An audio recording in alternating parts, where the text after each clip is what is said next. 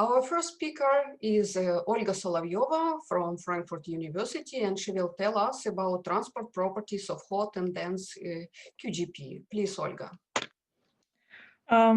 So good evening to everyone, and today I would like to focus on the transport properties of dense and hot QGP.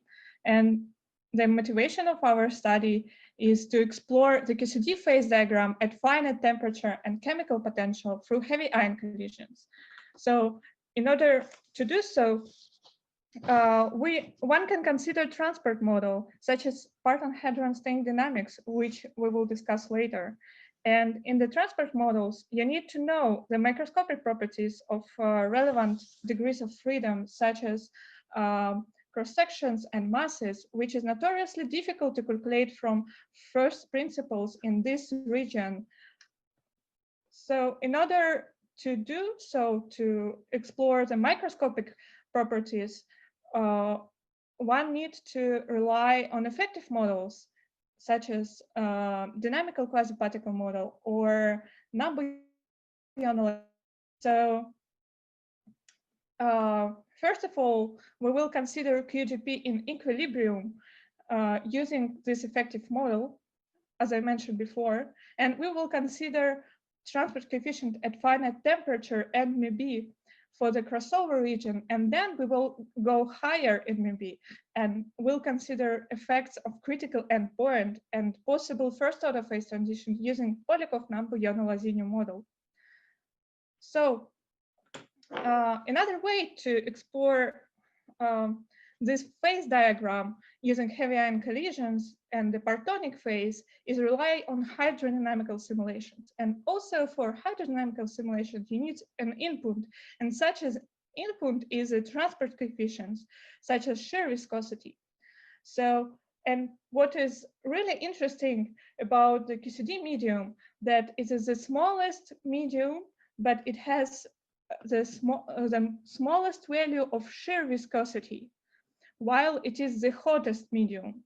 So here you can see, for example, shear viscosity as a function of scale temperature for different fluids. And you can see, we can start from the water to the helium, but QCD medium has even smaller shear viscosity, which tell us that actually this medium is strongly interacting medium, and it can be described as a most perfect liquid. So here is Bayesian estimations using experimental data. But unfortunately, it is practically impossible to describe such transport coefficients from first principle, as I said. So in order to estimate transport coefficients, you need to rely on some effective models. And the problem here that different models can be fitted very well to lattice QCD equation of state, because it's macroscopic properties. But the microscopic properties, such as cross-sections, which affect on transport coefficient, can be completely different. For example, here, two models have the same equation of state, but have completely different shear viscosity. So let's start with the description of QGP in equilibrium. And in order to do so, we will consider Dynamical QuasiParticle Model, which can consider the non-perturbative nature of strongly interacting QGP using the resumed propagators. So we will consider quarks and gluons in terms of strongly interacting quasiparticles using Lorentzian spectrum function, where gamma and m is interaction widths and thermal masses. So our interactions and medium effects are incorporated in temperature and maybe dependence of the masses and the widths. So using the resumed properties of quasiparticles, such as propagators, which you can derive in such form that your gluon self-energy will consist of real part of thermal masses, and imaginary part will consider interaction with. So which can be actually considered in hard thermal loop calculations. So the idea of dynamical quasi-particle model uses the result of hard thermal loop calculations on temperature and maybe dependence of these thermal masses and extract the coupling constant using lattice QCD data. So the difference between DQPM and hard thermal loop is that we didn't consider G squared as perturbative coupling constant. We extract this constant, this coupling constant, using lattice QCD equation of state. It is possible because using the Rassam propagator, you can consider entropy density and baryon density in propagator representation. So, and you can fix actually your quasi-particle model entropy density to lattice one. And using this fitting, you can find the model parameters. So you will fit your model parameters at mu b equals 0, and then you can obtain the equation of state at non-zero mu b. So we do so actually using very simple scaling hypothesis, which works very well due to this temperature dependence of the masses. So here you can see that we fix parameters of our model at mu b equals 0. The dots correspond to lattice equation of state, and the lines are output of dynamical quasi-particle model equation of state. So we fixed the parameters of our model here, and we can obtain the results for equation of state for non-zero mu b. And here we compare our result to lattice QCD. And you can see here that there is a good comparison, for example, here for mu b 0.4 GeV. And the main point here is that in DQPM, you can extract your coupling constant for non-zero mu b using lattice equation of state. So, and as you can see, it is not small near the phase transition. So using the masses and the widths, you can consider cross sections which can be used for the calculations of the transport coefficients. So in order to consider transport coefficient, we will consider small departure from equilibrium, so this phi. And if you consider Boltzmann equation in relaxation time approximation, you will express your collision term in terms of relaxation time, which can be described using the cross sections. So, and using this relaxation time and hydrodynamics, one can express transport coefficient. Here, for example, I list the shear viscosity using the relaxation time, tau. So actually, as you can see, the relaxation time is 1 divided by relaxation time is proportional to the interaction rate. So as you can see, as you know, that for strongly interacted system, interaction rate is high, and then relaxation time will be smaller, which will give us small shear viscosity. So here I show you the result for dynamical quasi-particle model at mu b equals 0 as a function of scale temperature. Here T is divided by Tc. And the solid red line is the main result, and other different lines correspond to flavor decomposition. And as you can see here, that the main contribution comes from the light quarks. This is this orange lines. While gluons are more strongly interacting, they have smaller relaxation times, and they have smaller contributions to the shear viscosity. So here I show you shear viscosity divided by total entropy density. We actually have a good agreement with fluidodynamic calculation from lattice QCD. But our goal is to explore non-zero mu b region. And here, as you can see, we have a very weak mu b dependence. Also, actually, interaction rate is a bit increasing with mu b. So later on, we have considered other transport coefficients such as shear viscosity.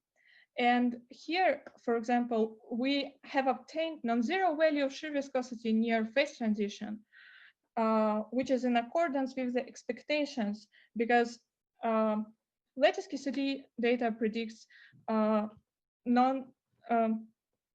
non-zero shear viscosity near phase transition. Here again, the calculation is made mainly for lattice QCD for Gluon dynamics, and our value is solid red line are in good agreement also with the Bayesian estimations. So unfortunately, here we also have seen very big maybe dependence. But also another interesting transport coefficient is electric conductivity, because here there is actually lattice QCD calculation for NF equal 2 + 1, and we are in good agreement with them. And here, for example, for hadronic phase, I show you some results for hadron resonance gas estimations, where we actually were surprised that our calculations are very close in this region. The good news here is also that we have similar maybe dependence as for listed before transport coefficients such as shear viscosity. And here, actually, the electric conductivity is increasing with maybe again, as it was listed before. Later on, we have considered other transport coefficient, which is baryon diffusion coefficient. And we have a similar picture here. Unfortunately, there are no lattice QCD estimations for now, but here is some estimation from hadron resonance gas, which we were happy to compare with. And again, we have very small maybe dependence. And this is in agreement with other models. And we can say that if the model can describe their degrees of freedom well and fit very well equation of state, even for non-zero state for non-zero maybe, then actually the dependence of transport coefficients for of the dependence on maybe will be very weak.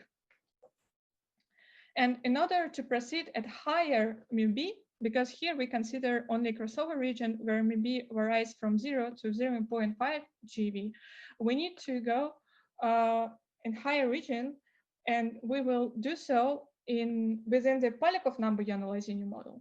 So the advantage of this model that it has a Lagrangian with the same symmetries for the quark degrees of freedom as a QCD.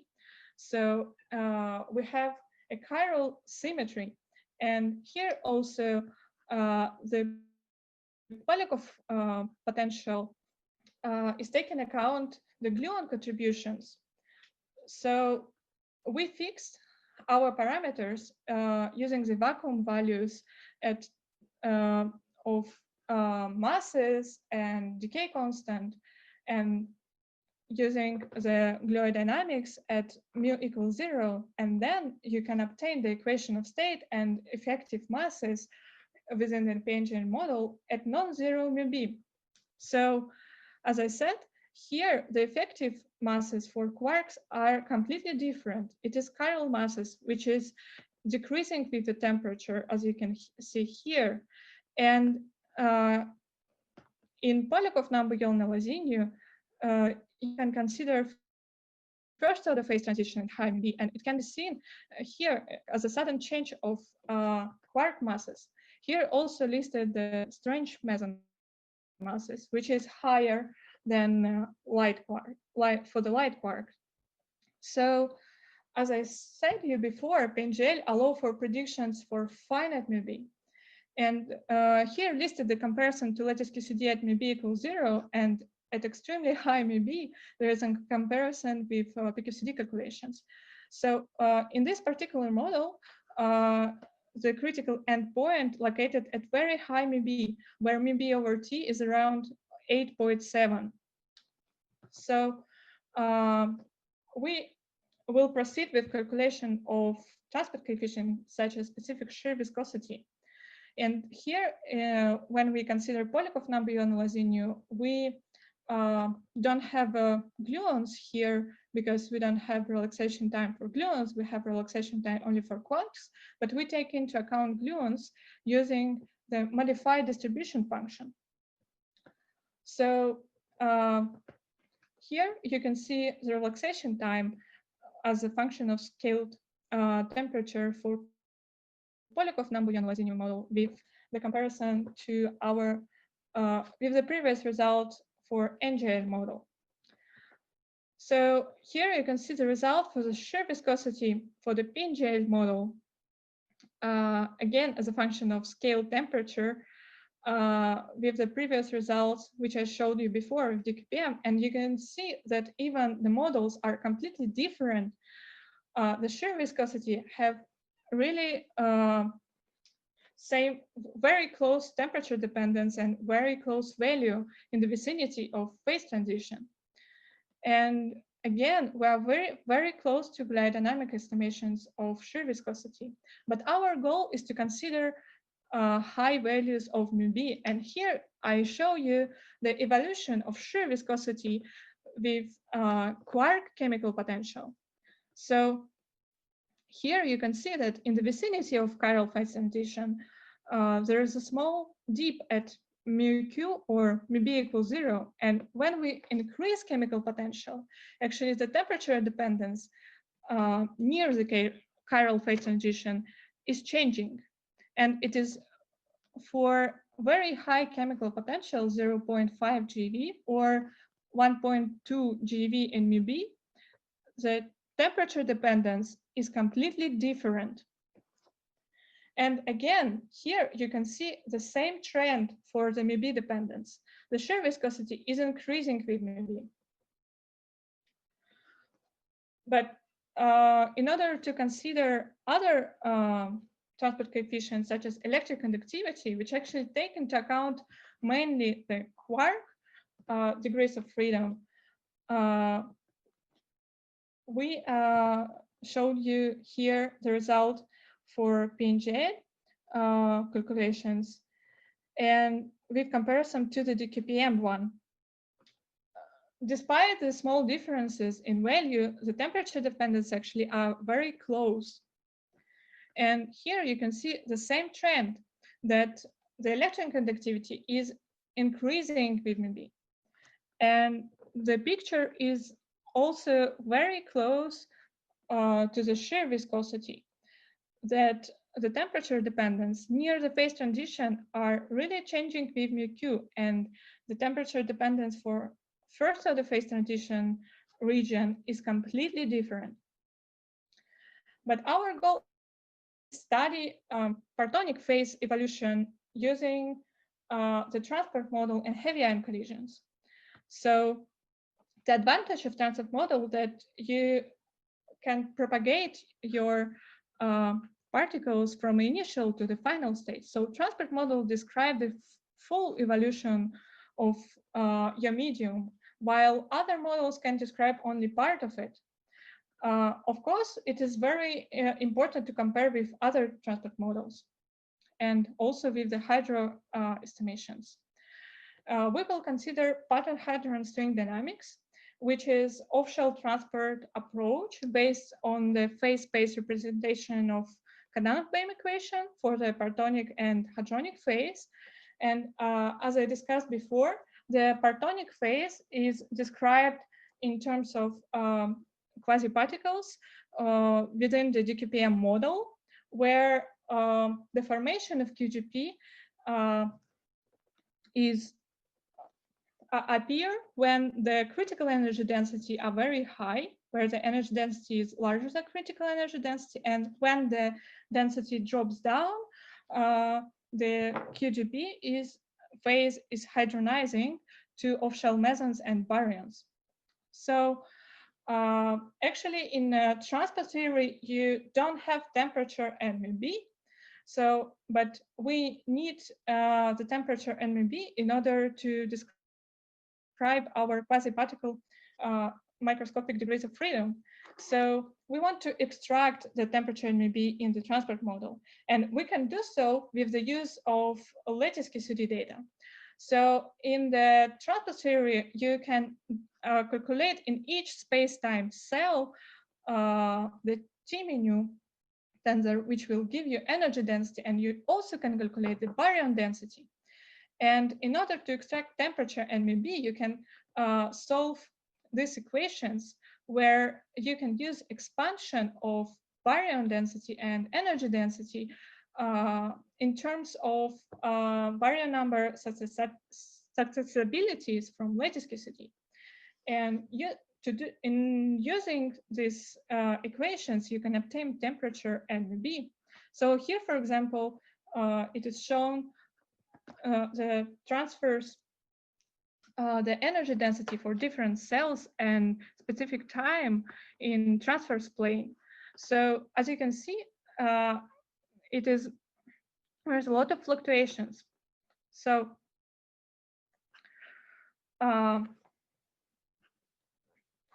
it is interesting to study the evolution of partonic phase during the heavy ion collisions. And now we can do so.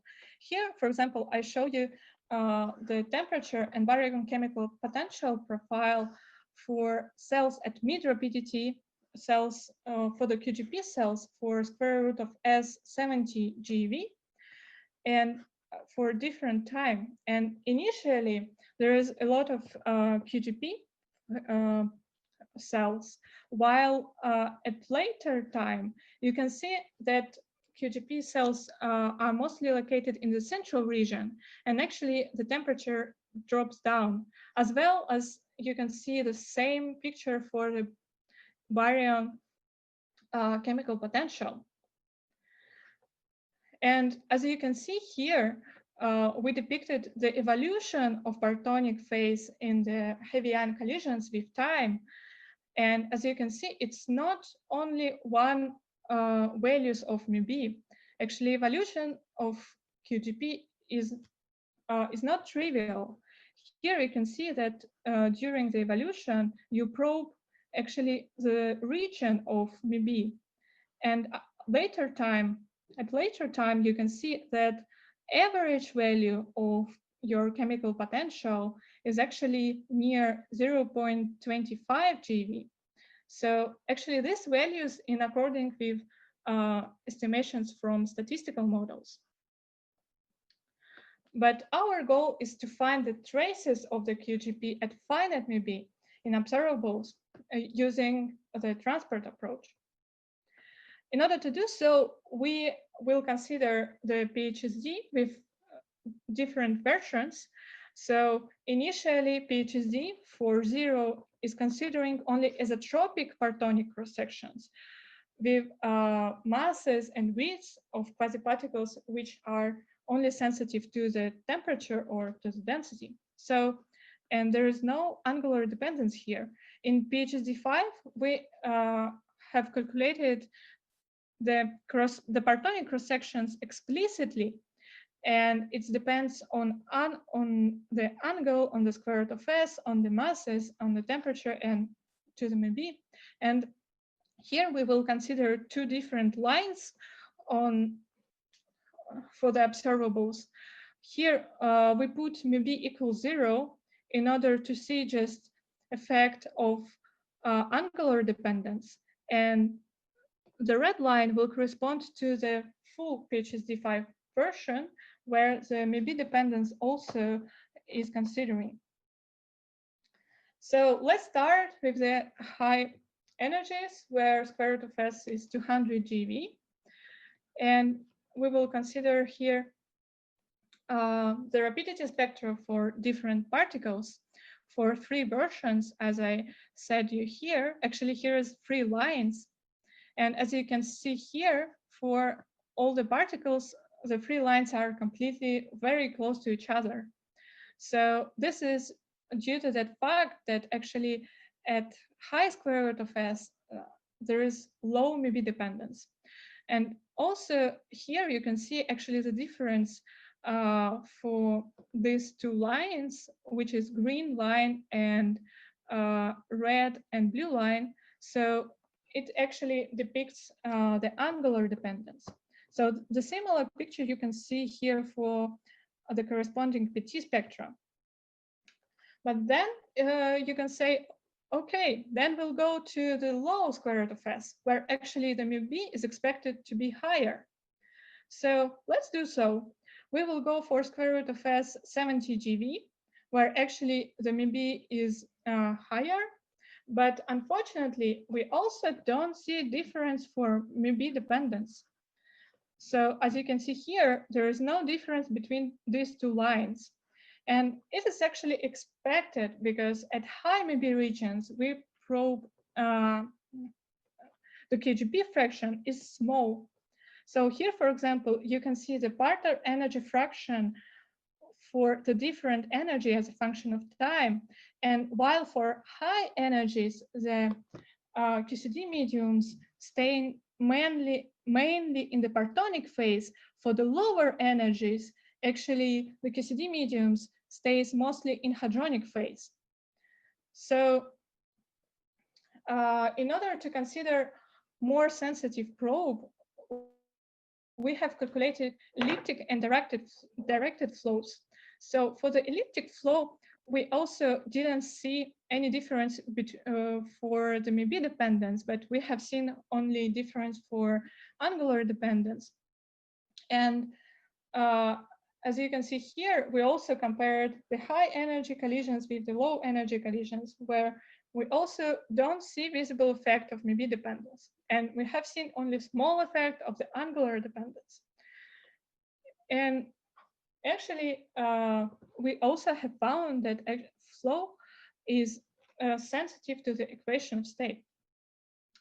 So here you can see that the same result for the directed flow, that there is no effects on mu B dependence for the microscopic properties of your degrees of freedom.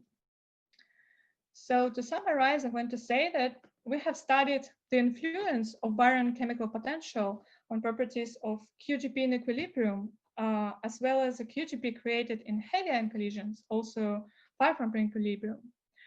And for the descriptions QGP in equilibrium, we have considered dynamical QuasiParticle model and PNJL model, and we have found a good agreement for the transport coefficients.